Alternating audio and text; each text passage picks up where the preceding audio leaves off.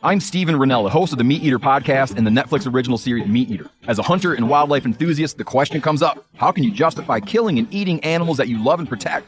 Well, that's part of what we wrangle with on the Meat Eater podcast, along with broader and often funnier discussions about living an outdoor life in the modern world. Listen to the Meat Eater podcast on the iHeartRadio app, Apple Podcasts, or wherever you get your podcasts. The views and opinions expressed in this podcast are solely those of the authors and participants, and do not necessarily represent those of iHeartMedia, Stuff Media, or its employees. Listener discretion is advised. From iHeartRadio and Tenderfoot TV, Monster presents Insomniac. If you've never heard of Arthur Shawcross, I think you're going to find him to be one of the most revolting characters you've heard about in a long, long time. His crimes spanned decades. His punishments along the way were far too light for the atrocities that he committed. And, maybe the worst detail of all, there were children involved. For me, the stories that involve kids always seem to be the hardest ones to understand. And they're definitely among the hardest to ever forget. After listening to this show, I think you'll find yourself wanting to forget Arthur Shawcross too. I wish I could get him out of my head, but so far, that's been impossible. I'm Scott Benjamin, and everything I'm about to tell you is real. This is Insomniac.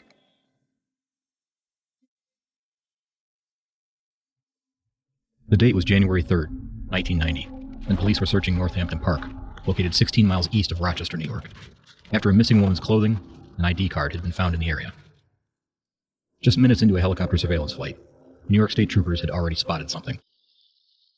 They saw a woman's body, partially clothed, face down on the surface of the ice underneath a bridge that crossed over Salmon Creek.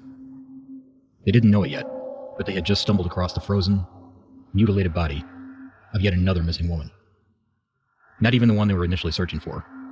It was a prostitute named June Cicero, age 34, and she had been missing for more than 2 weeks. Remarkably, at that very moment, a car was parked on the same bridge, and the driver had his door open with his legs outside of the vehicle. It was difficult for the troopers to determine exactly what he was up to from high above, but he appeared to either be urinating on the bridge or possibly masturbating.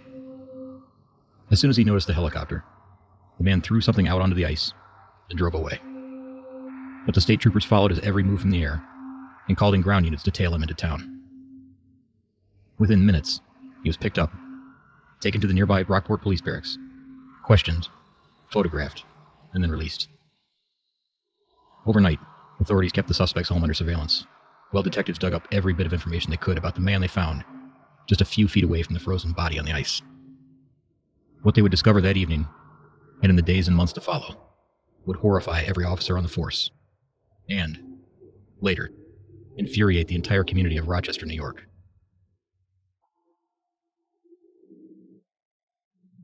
We're going to take a closer look at the case of the Rochester Strangler, or, as it's sometimes called, the case of the Genesee River Killer. For this story to have the full impact, you need to know that it's considered normal for a serial killer to experience a cooling-off period between their deadly attacks. In fact, that's one of the key behaviors that sets serial killers apart from other types of killers. Spree and mass murderers claim all of their victims at once, all in the same day, and often all in the same location, with one violent outburst.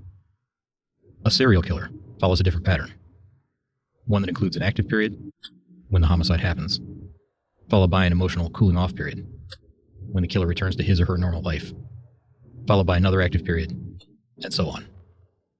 If the result is a body count that rises above 3, you have a serial killer on your hands.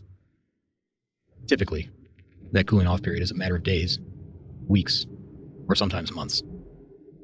But, in the story I'm going to share with you today, the killer deviates from these norms and takes an unusually long cooling-off period between his first and second series of victims.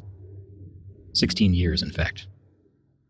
He also completely changes the target of his crimes between his second and third victims. It's very rare for a serial killer to change his method of operation, but he does, and you'll find out why.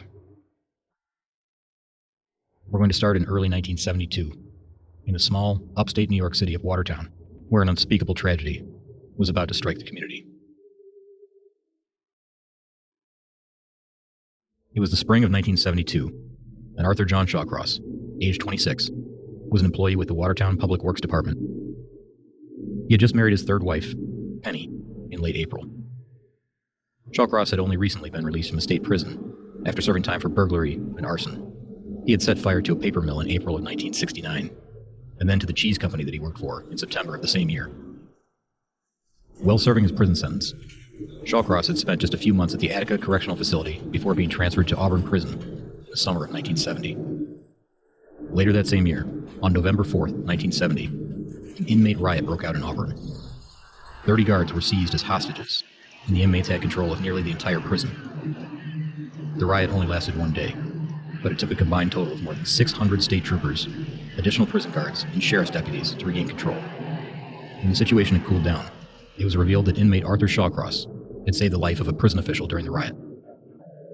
For this, he was granted early parole and was released after serving just 22 months of a 5-year sentence. So, in October of 1971, Arthur Shawcross was a free man, and he returned to his daily life in Watertown, New York. Had the parole board known what was about to happen in that small, charming city over the next year, they never would have let him out early.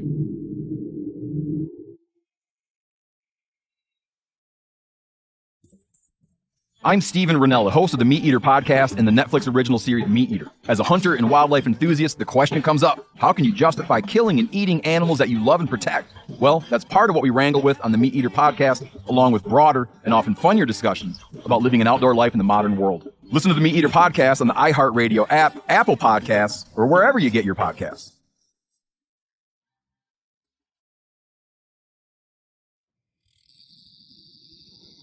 Shawcross enjoyed fishing, and due to this hobby, he spent a lot of his free time in and around the surrounding creeks and rivers, mainly the Black River, the waterway that runs right through the middle of town. As a result, he often shared the riverbanks with the children of Watertown. One young boy, Jack Owen Blake, age 10, became one of Arthur's favorite fishing buddies. On May 7th, 1972, just 7 months after Shawcross was released from prison, Jack Blake went missing. The Blake boy's body wasn't initially found, but suspicion immediately fell on Arthur Shawcross. Arthur and Jack, along with Jack's younger brother, had been fishing together just days before he disappeared. Shawcross repeatedly denied any knowledge of the boy's disappearance, and since there was no evidence against him, including no body, he remained a free man. 4 months later, on September 2nd, 1972, and while the search for Jack Blake was still on, it happened again. Another child went missing in Watertown.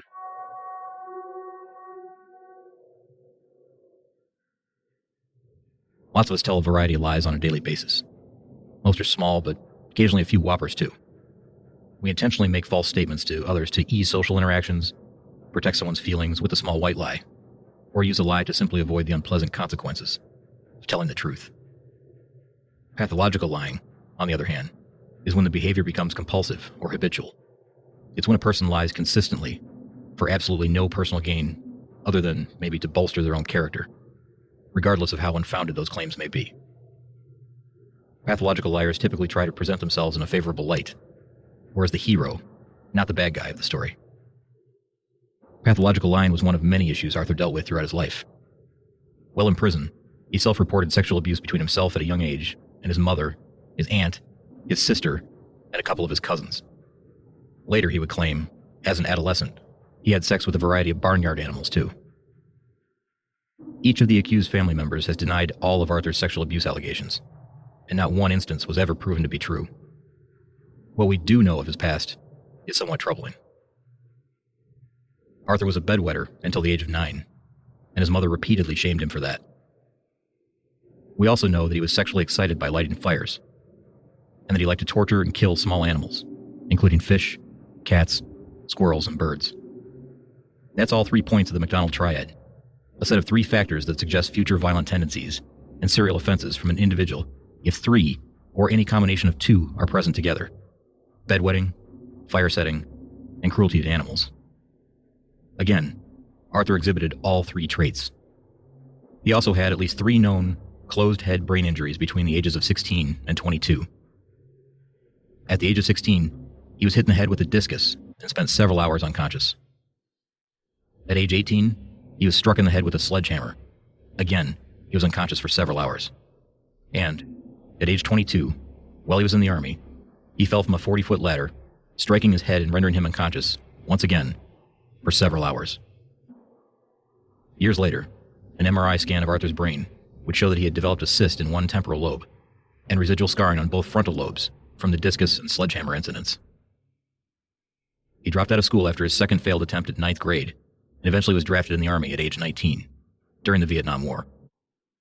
Arthur also bragged about his tour of duty and his battlefield heroics in Vietnam, greatly exaggerating the role he played and even admitting to several grotesque wartime atrocities. He bragged about solo jungle missions where he killed women and young girls, torturing them, raping them, cutting their heads off and nailing them to trees, or sticking them on posts and then cannibalizing parts of their bodies. There's no proof any of this ever happened. He claimed to be an expert sniper during the war, and that he could fashion a rifle silencer out of a rubber nipple from a baby's bottle. He also claimed a battlefield kill count of 39 enemy soldiers. Yet, according to Arthur's commanding officers, the truth is, Arthur was a supply clerk and never saw combat. In the years to follow, back at home in upstate New York, Arthur would eventually mutilate several of his victims, and while occasionally there were body parts missing, it was impossible to prove that he ever consumed any of the missing parts, including Jack Blake's heart and genitals, and much later, the vaginas of 3 of his female victims.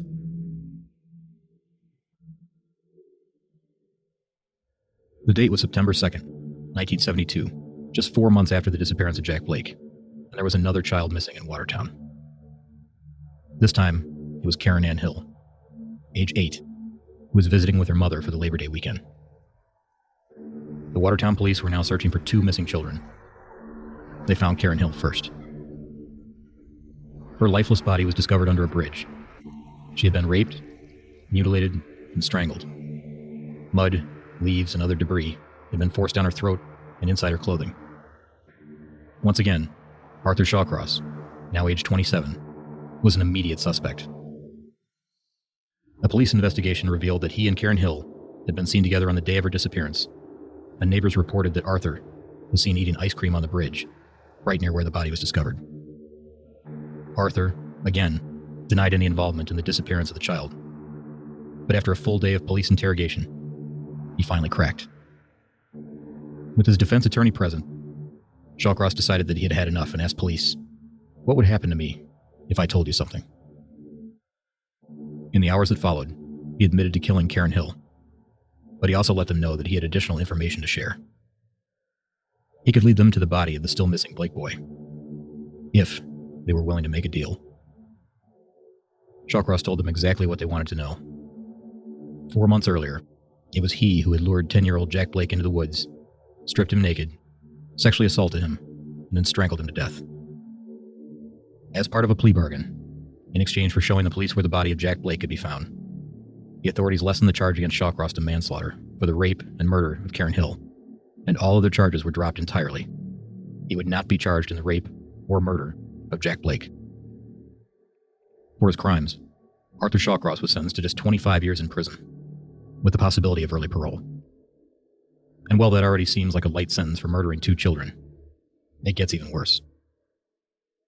Despite the warnings of prison psychiatrists, after less than 15 years behind bars, social workers and prison staff members incorrectly determined that Shawcross was no longer dangerous and granted him early parole in April of 1987.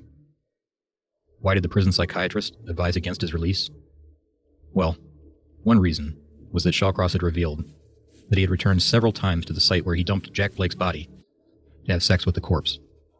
He also confessed to removing the boy's heart and genitals and eating them. His early release from prison, or even the fact that he was being released at all, was a mistake that would only be amplified over the next 3 years.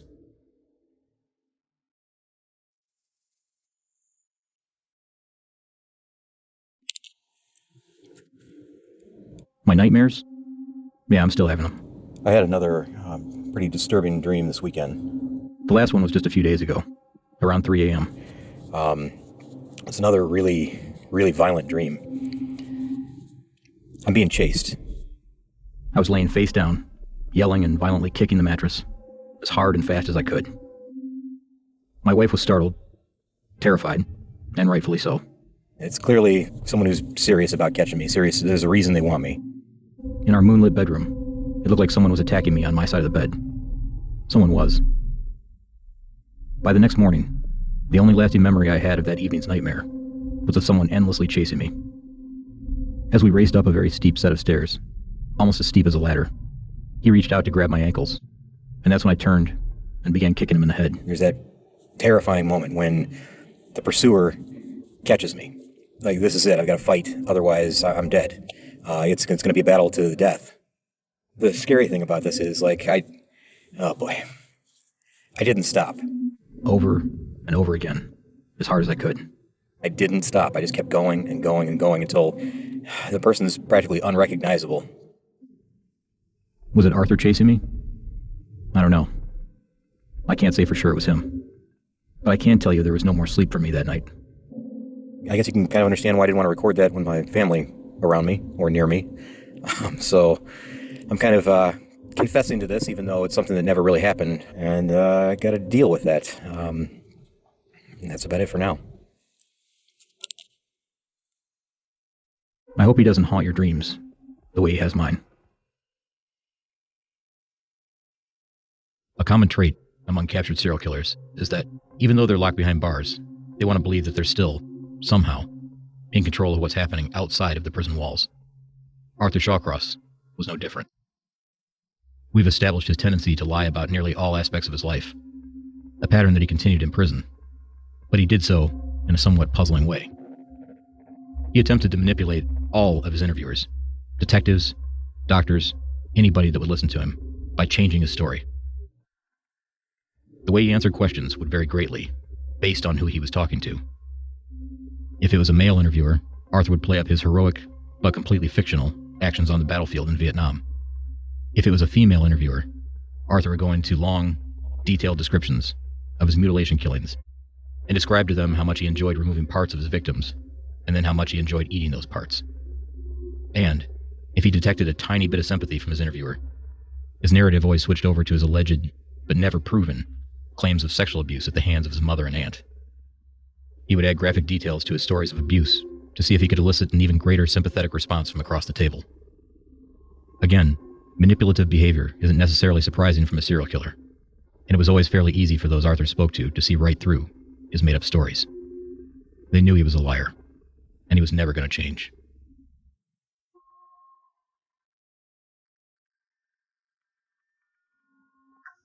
How Arthur Shawcross dealt with his early release from prison, and how he chose to fill his free time doesn't even begin to tell the story. He would undergo an extraordinary physical transformation as he struggled to find a new home, and unfortunately, an all-new group of victims.